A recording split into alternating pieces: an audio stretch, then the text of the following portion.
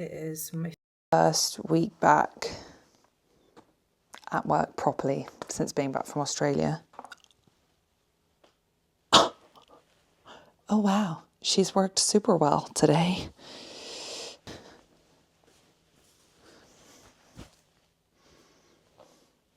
Okay. Anyway, I've got a lot going on this week, so I thought I'd take you along with me because not only am I preparing for a new product launch, I probably should have started this yesterday actually because I went into London. I went to Manon's coffee launch and then I went to the Mentzendorf portfolio tasting, which basically, portfolio wine tastings is where sometimes it'll be supermarkets, other retailers, and sometimes, sometimes it'll be, oh my gosh, we can't do it.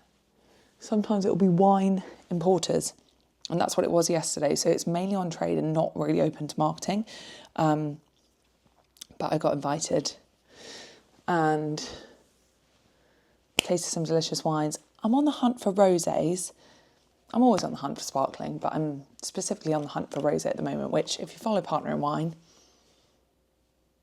you may be interested in. If you don't follow Partner in Wine, I suggest you go over there because something pink is coming. I'm really just trying to get back to it this week, make lots of plans. I'm going to switch over my ChatGPT to Claude because apparently, well, we're boycotting ChatGPT, but also apparently Claude can help you get loads of stuff done. So I'm hoping it might help me to be a bit more productive.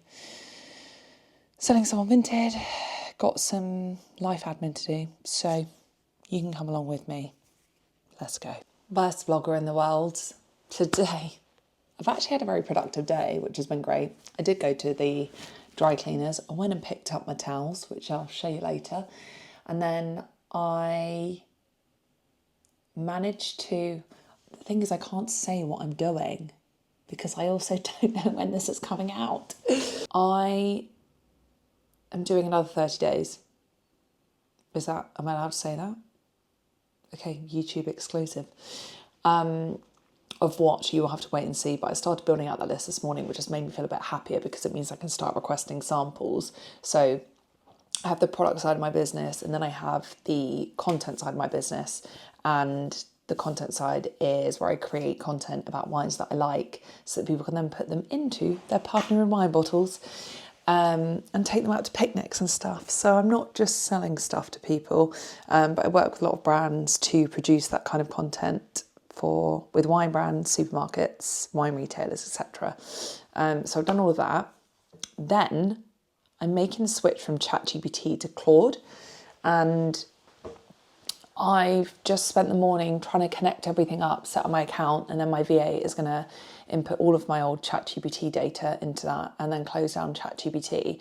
And I've just been doing some experimenting because I'm doing my launch plan for this upcoming launch, which you'll find out about very, very soon, because I have filmed a behind the scenes of my shoot in Byron Bay as a YouTube video. So that will be going live at some point. So anyway, I've used Claude to basically take my old launch plan, take the cadence, the dates, how frequently I've posted, analyse how many weeks it was set over.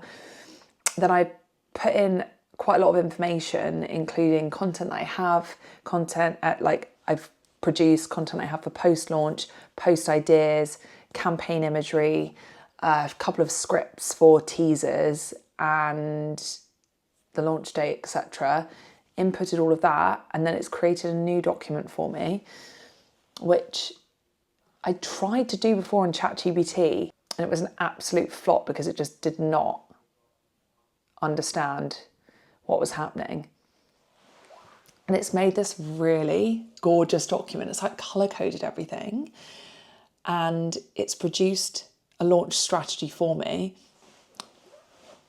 It kind of has outlined the key moments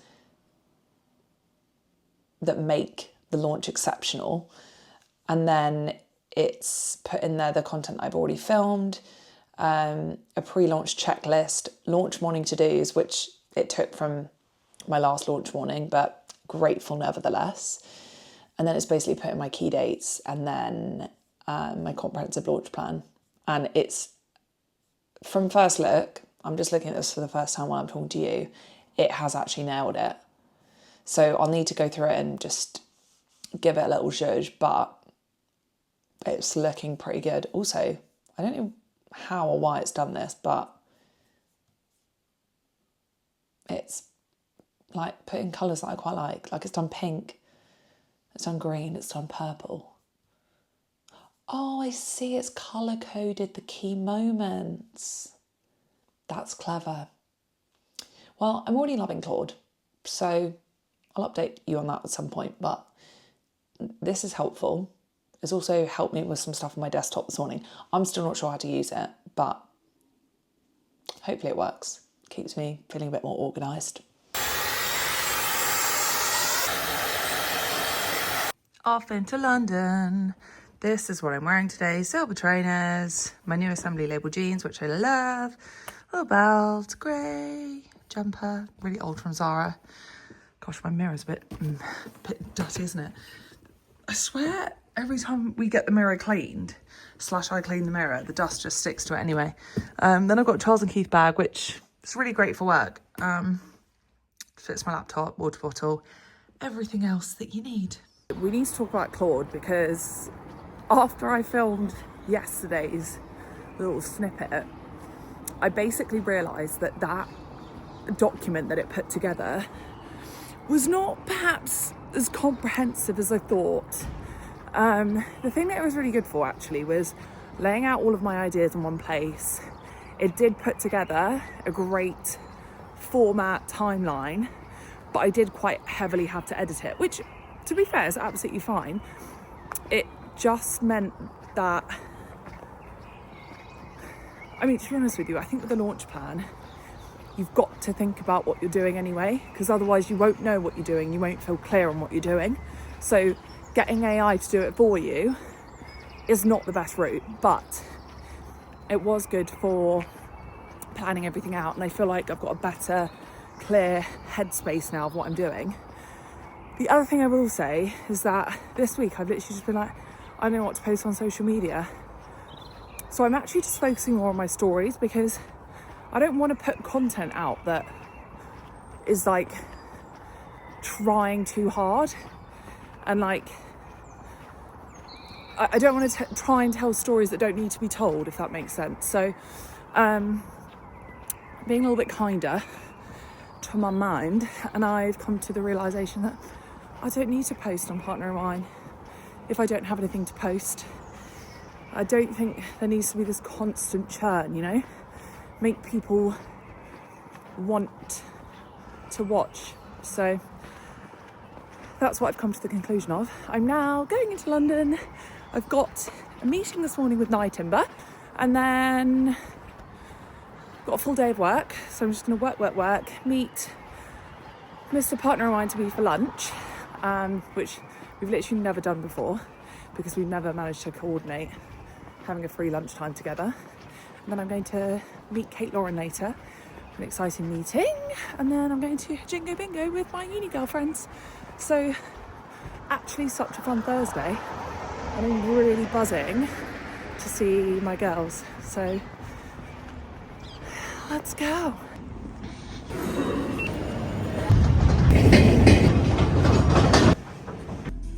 Didn't record any of that meeting or my breakfast for you, sorry about that, but we talked about all kinds of things, wedding wines, and about potentially helping me with an event I have coming up, which more details will follow on. I'm going to put my phone away now before it gets nicked by someone on Oxford Street.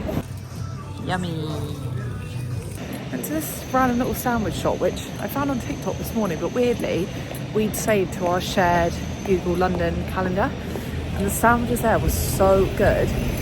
The bread was insane, like the focaccia was so like light and doughy. Not that I tasted any of his, I had the ciabatta, but I thought the ciabatta was going to be crunchy and like hurt my mouth, and actually the dough was like lovely and soft. and not like, you know, it's chewing and you can't actually chew through it. It's really hard. It wasn't like that. Lots of nice fillings, and actually very reasonably priced for London, £8 per sandwich, or £9. And there's a little place to eat it in the shop, and there's loads of like Italian stuff in there. I'll probably should have videoed that already. Lots of pastas and olives and tuna and chocky, and yeah, really nice. Would highly recommend it. So now I've got a meeting with Kate Lauren, who's my stylist. I probably said that earlier in this vlog, but so the hard thing about vlogging is I can never remember what I said earlier. So we're hopefully going to plan an event that's like a bridal and wedding wines event, and I've got some ideas on how best to format it. So we're going to knock our heads together, put a plan in place, and then hopefully go away, find a venue, find some brand partners who might want to help us with it, and then go from there. So let's see where we are by the time this goes live. If it's not gone live yet and you're a bride to be, you'll know that something's in the works.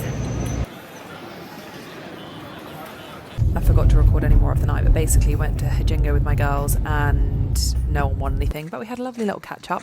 Then the following day we made our way down to Tinwood, which have the cutest little cabins, before getting ready to go out for dinner. Went to the Crown and Anchor, which if you've not been to before, it's in Chichester on Dalkey, and it's just the cutest little pub. We were doing an oyster masterclass.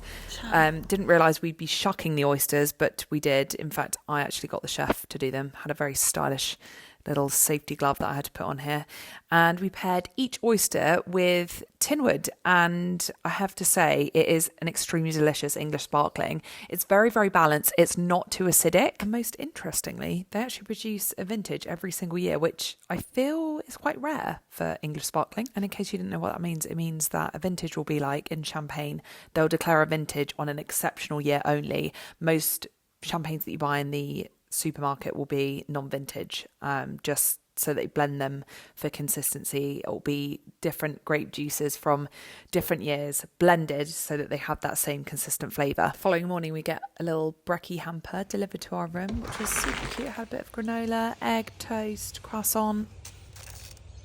Oh wow, we had such a nice evening last night. That pub is just chef's kiss. I can't remember what I said yesterday, but we've been there with my parents a few times before, but only in the summer, and actually in the winter. It's such a cutesy little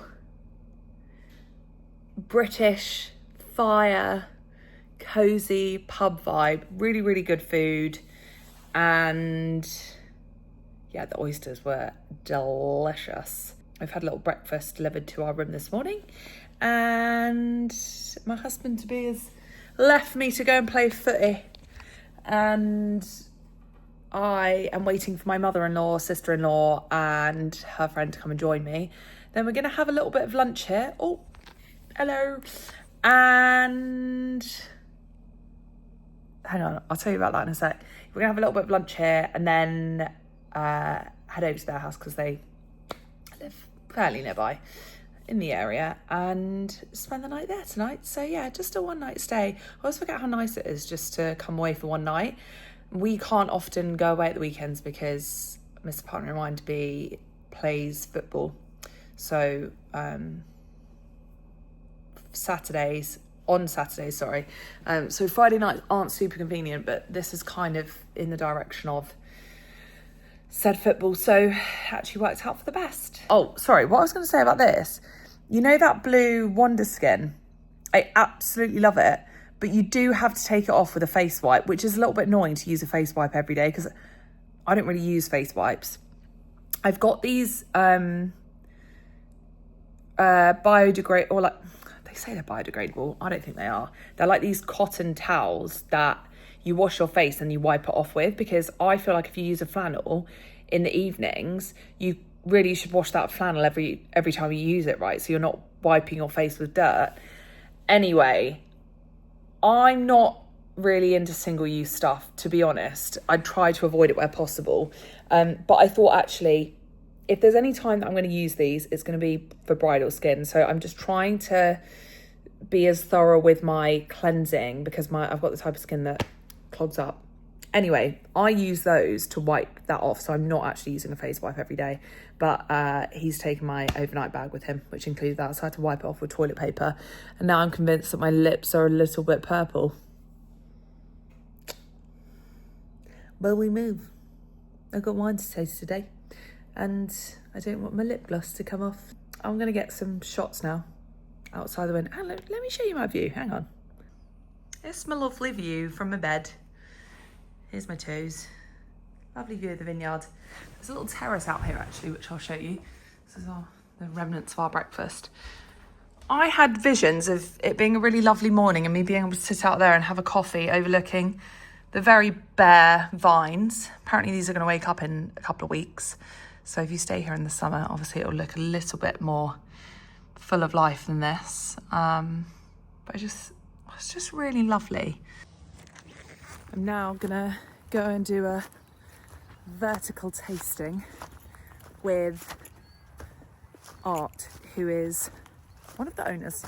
I think it's a family owned, and I love vertical tastings. Now what a vertical tasting means, if you're not super into wine, is basically you taste the same wine but from different years back to back, and that basically, well, it allows you to see how the wine's aged over time. But in more recent vintages, aged over time, and what that aging then does to the flavour and the tasting notes and the depth and the texture of the wine. But also different vintages can taste of different things based on the blend of the wine, and they do a vintage every single year here, whether or not the yields are higher or lower. They don't do non-vintage wines, which is basically the base wine is a blend of juice from different years, which is very interesting for the UK, I think. So yeah, I've just been into the vineyard to get a little bit of content. This is what I'm currently looking at here. All the lovely rooms.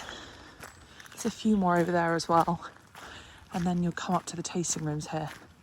There's actually some people sat outside today, which is fairly unusual, given that the weather's not, I mean, it's not raining.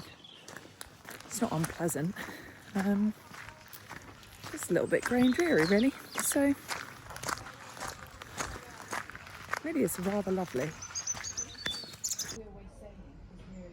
Good morning, it's Monday, we've skipped Sunday, and that is because I finished, I had such a nice lunch at Tinwood on Saturday with my in-laws, my mother-in-law and my sister-in-law, a little girly lunch, and then we went to theirs, and yesterday I came home, ordered a Domino's and sat on the sofa all afternoon.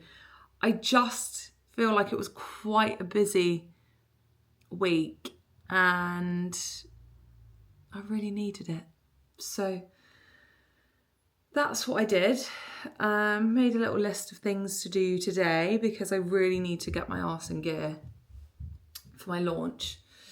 I've got quite a lot of content to create today. I'm going to try and take in to this week what I was saying last week about planning, doing something each day. Annoyingly, today I need to edit some content and film some content. Whereas I think probably what I should be doing in that regards is editing all on the same day, or at least doing a bit of both. I don't know. We'll work that one out.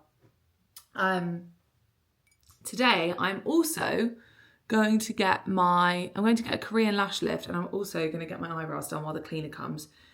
Cleaner comes twice a month. And honestly, just having a cleaner come in, clean the places that I wouldn't usually clean, do all the dusting. It's just such a game changer when you're a founder. Honestly, it just makes life so much easier. So she's doing that, and then I'm going to go to the coffee shop because we've run out of coffee, but also I think it's best to just leave her to it. rather than getting in her way.